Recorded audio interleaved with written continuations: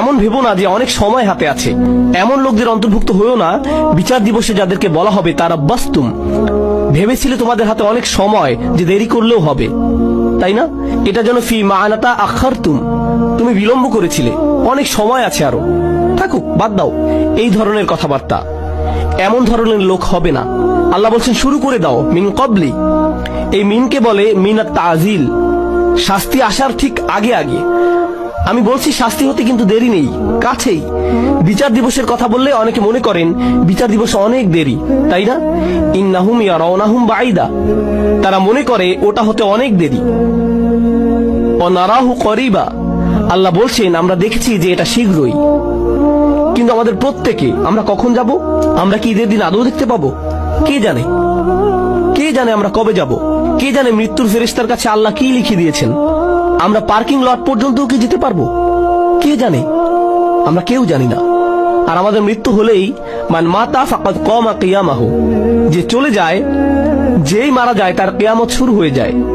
আপনার কিয়ামতের জন্য ইয়ামুল কিয়ামা, পুনরুত্থান দিবসের জন্য অপেক্ষা করতে হবে না। এক সেকেন্ডেরই ব্যাপার এটা।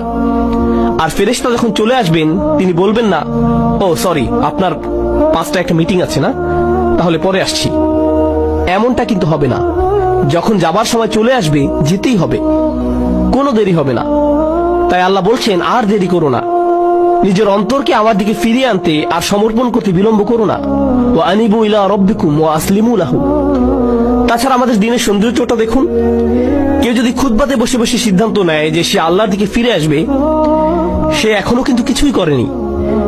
সে কিন্তু এখনো তার জীবনধারা সম্পর্কিত কিছুই বদলায়নি। সে এখনো তার আয়ের উৎস নিয়েও কিছু করেনি, কিংবা তার আচরণেও পরিবর্তন আসেনি। সে শুধু অন্তরে নিয়ত করেছে যে সে ভিন্ন মানুষ হয়ে যাবে।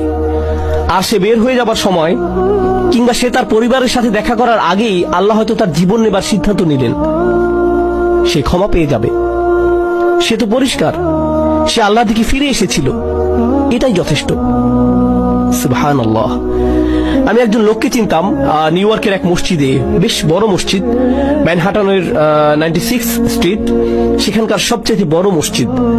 আর এটার সামনেই বিশাল বড় একটা অ্যাপার্টমেন্ট কমপ্লেক্স। সেখানে এক হিন্দু লোক বাস করত। মসজিদটাও সেখানে যুগ যুগ যাবত ছিল। সে প্রতিদিন সেই দিক দিয়ে যেত আর শুনত, কারণ তারা মাইকে আজান দিত। তো তিনি আজান শুনতেন, সবসময় সেটা শুনতে পেতেন।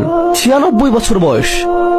মসজিদে এসে বললেন, আমি মুসলিম হতে প্রস্তুত। 96 বছর বয়স। শাহাদা পাঠ করলেন। 2 দিন পর মারা গেলেন। 96 বছরের শিরক, 96 বছর